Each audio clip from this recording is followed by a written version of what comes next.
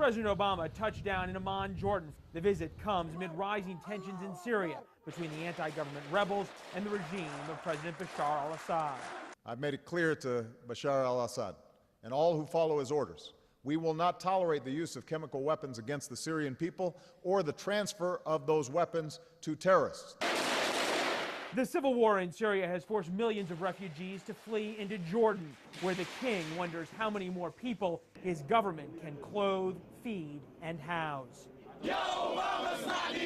Anti-Israel protesters greeted President Obama upon his arrival. His stop in Jordan comes after spending 3 days in Israel, where Mr. Obama called on both Israeli and Palestinian leaders to return to the negotiating table for peace talks, while also reaffirming U.S. support for the Jewish state.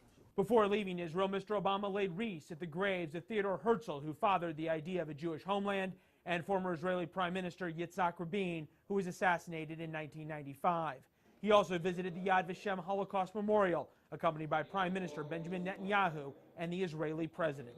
Much of President Obama's trip was a charm offensive to try to win the hearts and minds of the Israeli people, and by all accounts it worked. On the front pages of both daily newspapers, headlines praising the president.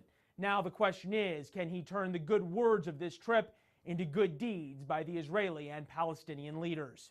In Jerusalem, Leland Vittert, Fox News.